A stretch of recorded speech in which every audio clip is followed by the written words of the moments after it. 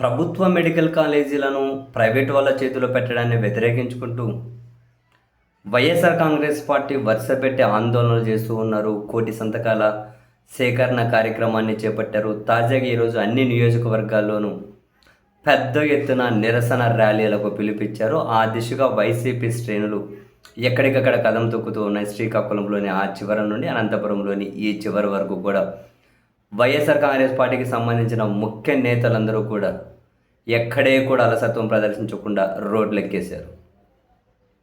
నేను ఫస్ట్ నుంచి చెబుతూ వస్తూ ఉన్నా, ఇదేమి వైఎస్ఆర్ కాంగ్రెస్ పార్టీ ఇంటి వ్యవహారం కాదు ఖచ్చితంగా. అండ్ దీన్ని రాజకీయ కోణంలో కూడా చూడాల్సిన అవసరం లేదు. ఈ ప్రభుత్వ మెడికల్ కాలేజీలు దాని అనుబంధ ఆసుపత్రులను ప్రైవేట్ వాళ్ళ భాగస్వామ్యంలో పెట్టడాన్ని వ్యతిరేకించే ప్రతి ఒక్కరూ కూడా నినదించవచ్చు, నిరసన వ్యక్తం చేయొచ్చు. ప్రభుత్వం మీద ఒత్తిడి తీసుకొచ్చే ఏ ప్రయత్నమైనా కూడా, ఏ ప్రయత్నంలో అయినా భాగస్వాములు అవ్వచ్చు కూడా. ఆశ్చర్యకరంగా ఇదేదో బలప్రయోగంలాగా వైఎస్ఆర్ కాంగ్రెస్ పార్టీ శ్రేణులకు పోటీగా కొన్ని చోట్ల, ఇప్పుడు తాడిపత్రి లాంటి చోట్ల అయితే వైసీపీ శ్రేణులు ఈ కార్యక్రమాన్ని చేపడుతూ ఉంటే అక్కడ టీడీపీ శ్రేణులు పోటీగా బల ప్రదర్శన. మరికొన్ని చోట్ల పోలీసులు అడ్డుకోవడం, ఇంట్లో నుంచి బయటకు రాని కూడా నోటీసులు ఇవ్వడం, హౌస్ అరెస్టులు.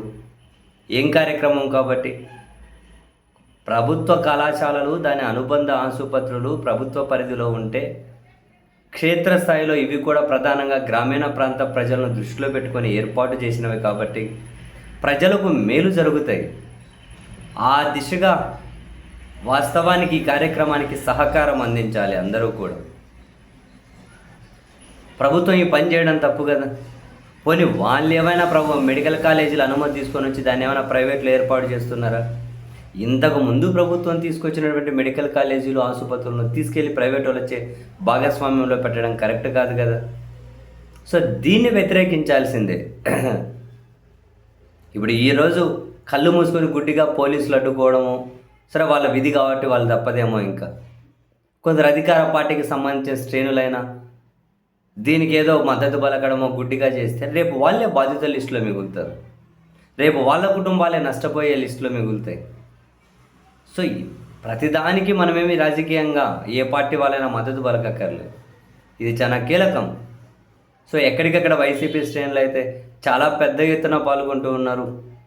ఇది బ్రహ్మాండంగా సక్సెస్ అయింది కూడా. ఓ వైసీపీ శ్రేణులు ఒక్క తాటిపై వచ్చేసి రోడ్డు మీదకి వచ్చేసారు ఎక్కడికక్కడ. అది కూడా భారీ నిరసన ర్యాలీలు చేపడుతున్నారు అని అంటే పోలీసులు అడ్డంకులున్నా, అధికార పార్టీ అడ్డంకులున్నా, ఇది ఈ స్థాయిలో రోడ్ల మీదకి ఎక్కేశారు అని అంటే ఈ ప్రజా వ్యతిరేకతనైనా కూడా ప్రభుత్వం గుర్తిరగాలి. ఇప్పటికైనా ప్రభుత్వ మెడికల్ కాలేజీలు దాని అనుబంధ ఆసుపత్రులను ప్రభుత్వ పరిధిలోనే కొనసాగించాలి.